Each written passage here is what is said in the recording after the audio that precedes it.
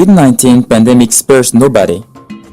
Especially in Africa, it increases poverty and vulnerability of populations.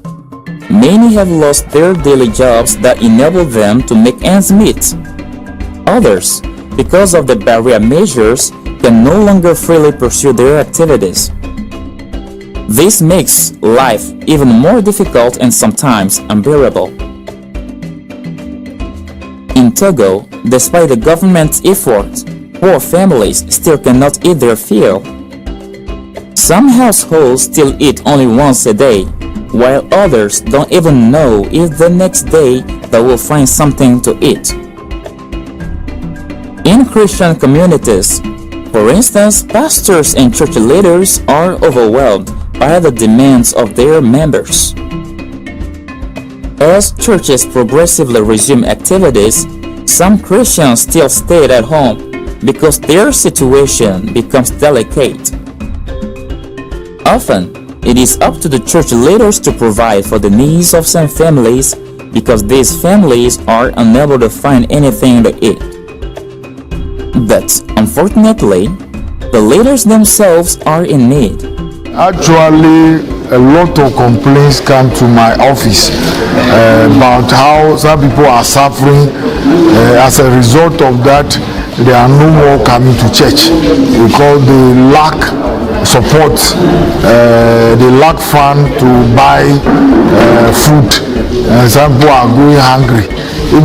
Some even come to my house as individual church members for support. Actually, we prayed that God should send help so that they can have relief from their hunger experience, tortures or traumas.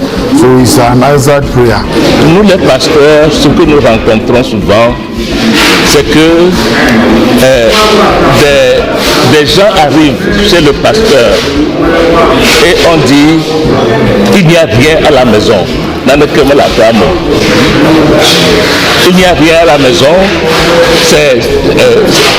c'est réel et c'est courant chez les pasteurs, que ce soit les paroissiens, que ce soit des non-paroissiens, ils viennent chez le pasteur disant qu'il n'y a rien. Si bien que madame pasteur, elle va glaner et elle apporte de la nourriture à la dame qui vient dire qu'il n'y a rien à la maison. Parfois, on vous apporte un bébé malade et on te demande, pasteur, de prier pour ce bébé. Tu pries pour eux, après tu donnes de l'argent pour qu'on aille à l'hôpital. Ça, c'est courant dans la vie du pasteur. Faced with this situation, it was urgent to act in order to relieve these Christians and their leaders. The New Harvest Missions International's board did not skimp on the means.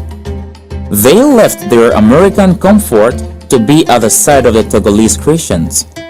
They braved current travel ban and drastic requirements due to COVID-19 and spared not their lives for the sake of Christ. It was not easy for us to be prepared, to get all the papers and be in line with the government regulations and all that to come, and even to get in the plane to come here. It was not easy. The risk always is going to be there. The Lord himself risked himself by coming to live in a sinful world,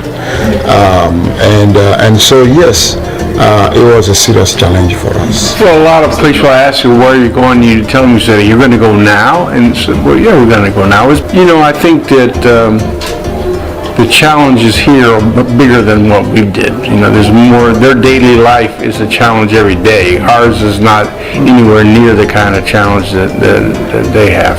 It's not something you can explain to somebody. It's not something that you can show a picture and they can understand it. You have to be here. And when you're here, you see things that you can't explain to people by video or books or anything else. You have to have the feel for Africa, and you have to understand.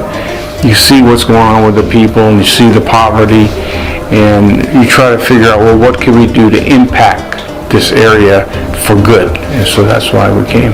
In this global crisis, even food prices have gone up because producers can no longer afford to produce as they did in the past. Matawe lelen mbobroro ta hatu tona ngatu tokna tuwenu wisuro mbobroro pengdata kena wamla tala non ta dindu tuwar do yaga wamla ka 700 ka gue 650 agwe to esetu ojundo mpese pa haturo kama matata welen pong ko te fe. Dozens of pastors and church leaders and more than 2,000 households in southern and northern Togo have received food that will help them for a while cope with the pandemic.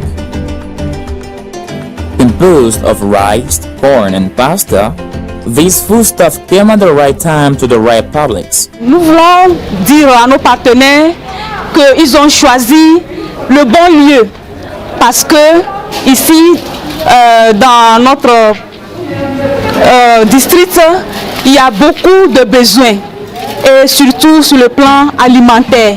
Ils ont juste choisi le bon moment. En ce temps-ci, nous avons besoin, je dirais plus que besoin, parce que franchement, même avant la pandémie, nous étions dans le besoin.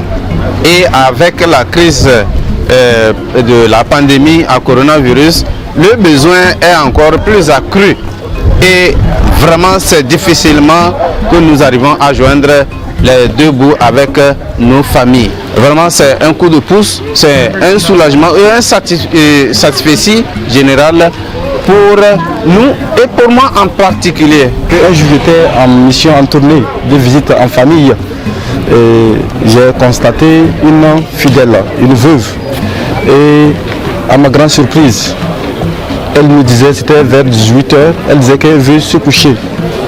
Voilà qu'elle n'a pas mangé. Et elle a dit c'est l'eau qu'elle a pris et pour dormir. Et cela me suis dit, mais toi, malgré ton âge, et malgré ton état de santé, ta faiblesse, tu voilà que tu n'as pas trouvé à manger, c'est de l'eau que tu veux boire avant d'aller te coucher. Ça m'a vraiment touché.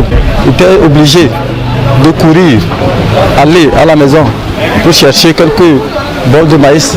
Franchement, c'était une fierté pour elle de pouvoir recevoir ce maïs qui a été transformé en farine. Elle a pu manger et le lendemain, elle était fière et elle est venue dire Dieu merci. Elle nous a remercié et nous avons constaté que sa foi a augmenté parce qu'elle a senti que Dieu n'abandonne personne. The delegation went. A warm welcome was given and the beneficiaries did not stop giving thanks to the Lord for this special visit. You know, this effort is done by a lot of people in the United States to help the church and help to profess Christ throughout the country at Togo. And it was a nice experience for us to be ambassadors, to come represent these people and to say that we understand you have difficulties and we want to help. We want to give this gift, but the biggest gift that we want to give them is the love and affection that they have, you know, for people they don't even know, because they are believers in Jesus Christ. And I think that is the biggest, hopefully the biggest gift that we can give is our love and affection, and not just the food. The food will last for so long and it'll be gone. But they know that we have a connection with us and that we love them and we want to take care of these people in the church. At the end of this special support, New Harvest Missions International's board is grateful to the donors. I want to thank the sponsors, the people, the church, my colleagues, the board of directors of New Harvest Missions, churches, many individuals who are behind helping with this ministry. This time as we come, we have a particularly McLean Presbyterian Church.